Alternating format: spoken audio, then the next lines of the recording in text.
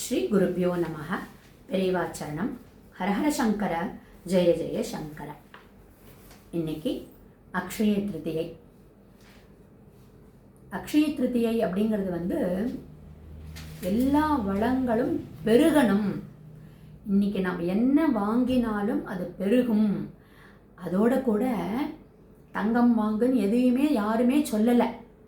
எந்த உப்பு, அரிசி,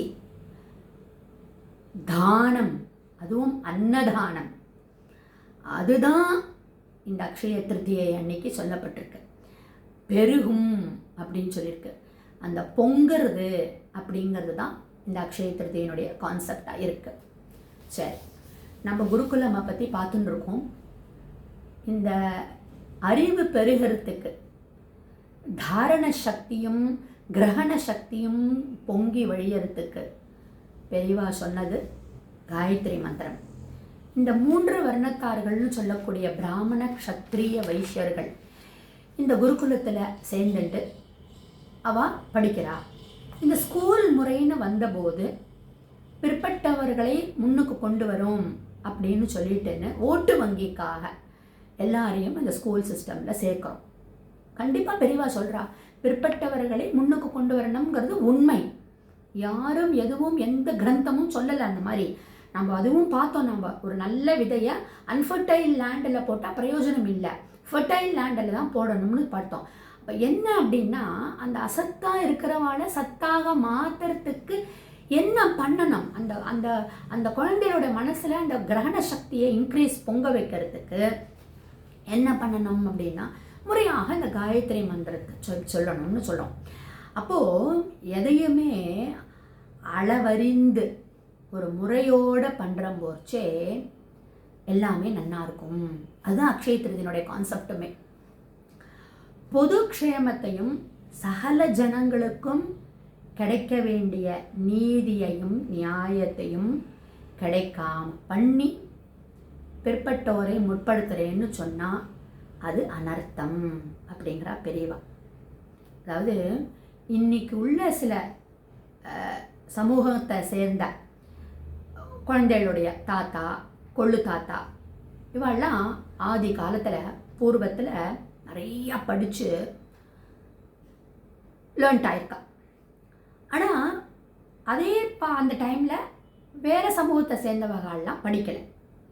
இதை மனசில் வச்சுண்டு என்னைக்கோ உங்கள் தாத்தா, கொள்ளு தாத்தாலாம் படித்து கொடி கட்டி பறந்துட்டா, அதனால் நீ எவ்வளவுதான் இன்டெலிஜென்ட்டாக இருந்தாலும் நீங்கள்லாம் 2ஆம் பட்சம்தான். அந்த காலத்தில் படிக்காத அந்த தாத்தா பாட்டியோட இவாள்லாம் சமூகமெல்லாம் இருக்கு இல்லையா, அந்த வம்சத்தில் வந்த இந்த குழந்தைகளை எல்லாம் நல்லபடியாக படிக்க வைக்கணுன்றது தான் ரிசர்வேஷன் அப்படின்னு சொல்லி தங்களை ரொம்ப பகுத்தறிவாளர்கள்னு சொல்லக்கூடியவா இந்த ரிசர்வேஷனுங்கிற கோட்டா சிஸ்டமை கொண்டு வந்திருக்கா அப்படிங்கிறா பெரியவா. ஓகே, ஏன்ஷியன்ட்ல பூர்வத்தில் நிஜமாகவே ஜனசமூகம் தொழில்கள்னால வித்தியாசப்பட்டு இருந்தாலும் எஜுகேஷனுங்கிற ஒரு முறையை கொண்டு வரும்போச்சே அது எல்லாருக்கும் கிடைக்கணும்னு தான் பண்ணிட்டு நாம் பார்த்தோம். நம்ம இந்த 4ஆம் வர்ணத்துக்காராலும் ஆச்சாரியர்கள் கிட்டக்க கற்றுப்பாளாம்.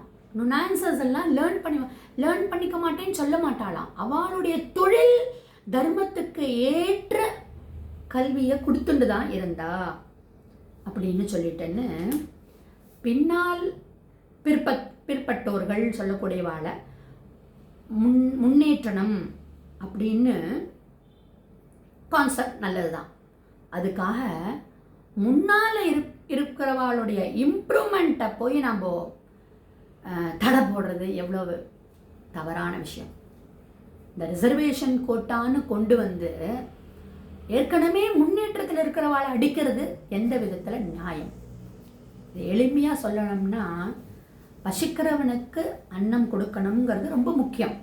அதுவும் இன்னைக்கு அக்ஷய திருதியை அன்னைக்கு ஒரு 4 பேருக்காவது அன்னதானம் பண்ணணுங்கிறது ரொம்ப ஸ்லாகியமான விஷயம். அதுக்காக சாப்பிட்டுன்னு இருக்கனுடைய வயத்தில் போய் அடிக்கிறதுங்கிறது எந்த விதத்தில் நியாயம்? இப்போ என்ன சொல்கிறா பெரியவா அப்படின்னா, கண்டிப்பாக எல்லாரும் முன்னேறணும், எல்லாருக்கும் படிப்புங்கிறது ரொம்ப முக்கியம். அதுவும் இந்த குருகுலங்களை பேசப்பட்ட போது, வேத அத்தியனத்தோட சொல்லி கொடுத்த பொழுது எல்லாமே ஒரு பரிமளிச்சுட்டு இருந்தது. அந்த பிற்பட்டவார்களை முற்படுத்தணும்னு சொல்லிட்டேன்னு ஸ்கூலுங்கிற ஒரு எஜுகேஷனல் சிஸ்டம் நீங்களும் ஃபெயில் தானே பண்ணுறேன், படிக்கலைன்னு சொல்லிட்டு ஃபெயில் தானே பண்ணுறேன். அது எந்த விதத்தில் நியாயம்? அப்போ அவளுக்கு போய் நீ ரிசர்வேஷன் கொடுக்குற போச்சு அவள் எப்படி பரிமளிக்க முடியும்? ஸோ பெரியவா மறுபடியும் சொல்கிறான் அந்த பாயிண்ட்டை, பசிச்சவனுக்கு அன்னம் கொடு, வேண்டான்னு சொல்லலை. அதுக்காக சாப்பிட்டுன்னு இருக்கனுடைய பயத்தை நீ அடிக்காத அப்படின்னு சொல்லிட்டுன்னு அந்த குருகுலத்தினுடைய மகிமையை சொல்லி, இந்த மாதிரி மாறுதல்கள்லாம் தற்காலத்துக்கு எப்படி விபரீதமாக இருக்குது அப்படிங்கிறது தான் கன்க்ளூட் பண்ணுறான். அந்த நான் ஆல்ரெடி இந்த ஒரு பாயிண்ட்டை 2-3 தடவை சொல்லியிருக்கேன், நான் நிறைய தடவையே சொல்லியிருக்கேன்.